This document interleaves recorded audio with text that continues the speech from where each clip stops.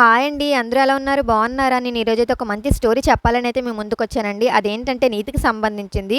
Heart touching story అండి. దీన్ని నేనైతే చదివాను. నాకు చాలా అనిపించింది. మీకు కూడా షేర్ చేసుకుందాం కదా అని చెప్పి అయితే మీకు షేర్ చేస్తున్నానండి. దీంట్లో ట్విస్ట్ కూడా ఉందండి. చాలా బాగుంటుంది. మీరు ఎండ్ వరకు చూడండి, మీకు అర్థమవుతుంది. అదేంటంటే ఒక లాయరు ఒక 80 ఏళ్ల వృద్ధ పూజారి అవినీతిగా డబ్బులు సంపాదించాడని, గవర్నమెంట్‌కి ఎటువంటి ట్యాక్స్ కట్టలేదని చెప్పి కోర్టులో అయితే కేసు అనేది వేస్తాడు. అప్పుడేమో జడ్జి ఏమో "నువ్వు ఈ డబ్బులన్నీ ఏ విధంగా సంపాదించావని" ఆ ముసలి పూజారిని ప్రశ్నిస్తారనమాట. అప్పుడు పూజారి ఏం చెప్తాడంటే, "నేను నీతిగానే సంపాదించానండి. అవినీతిగా ఒక్క రూపాయి కూడా నేను సంపాదించలేదని" చెప్పి జడ్జికి చెప్తారు. అప్పుడు జడ్జి "అదే ఏ విధంగా సంపాదించావా" అని చెప్పి మళ్ళీ ప్రశ్నిస్తాడనమాట. అప్పుడు జడ్జి ఏమో ఈ విధంగా చెప్తాడు, "నేను ఒకరోజు సముద్ర తీరాన ఒడ్డున అయితే సంధ్యావందనం చేసుకుంటున్నాను. అప్పుడేమో ధనవంతులైన ఇద్దరు భార్యాభర్తలు ఆత్మహత్య చేసుకోవడానికైతే వచ్చారు. అప్పుడు నేను ఈ విధంగా చెప్పాను, ఆత్మహత్య అనేది మహాపాపం అండి. ఏ సమస్యకు ఆత్మహత్య అనేది పరిష్కారం కాదు. దేన్నైనా మనం ఆలోచిస్తే ఈజీగా పరిష్కారం అవుతుందని" చెప్పి వాళ్ళ ఆత్మహత్యనైతే చేసుకోకుండా ఆపుతారు.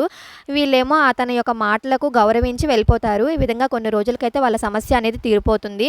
తర్వాత ఈ పూజారి దగ్గరకు వచ్చి మా సమస్య తీరిపోయిందని చెప్పి వాళ్ళ దగ్గర ఉన్న కొంత డబ్బునైతే పూజారికి అనేది ఇస్తారు. వాళ్ళు వెళ్ళిపోతూ ఉండగా ఆ వృద్ధ పూజారి ఈ విధంగా ఆశీర్వదిస్తారనమాట. మీకు మంచి సంతానం కలుగును గాక అని చెప్పి ఆశీర్వదిస్తారు. అతను చెప్పిన విధంగానే కొన్ని రోజులకైతే వాళ్ళకి మంచి సంతానం అనేది కలిగి కొడుకైతే పుడతాడు. వాళ్ళ కొడుకుతో కలిసి మళ్ళీ పూజారి దగ్గరికి వచ్చి సంతోషపడి వాళ్ళ దగ్గర ఉన్న కొంత డబ్బునైతే మళ్ళీ ఇచ్చేస్తారు. తను వద్దన్నా కూడా వాళ్ళు ఇచ్చేసి వెళ్ళిపోతారనమాట. వెళ్తూ ఉండగా మళ్ళీ పూజారి ఆశీర్వదిస్తాడనమాట. "నీ కొడుకు మంచి స్టేజ్‌లో మీకు పేరు ప్రతిష్టలు తీసుకువస్తాడు. మంచి ఉద్యోగం వస్తాది" అని చెప్పి ఆశీర్వదిస్తాడు. ఆ విధంగానే కొన్ని సంవత్సరాలకి వాళ్ళ కొడుకుకి మంచి ఉద్యోగం అనేది వచ్చి మంచి స్టేజ్‌లో ఉండి పేరు ప్రతిష్టలు అనేది తీసుకువస్తాడు.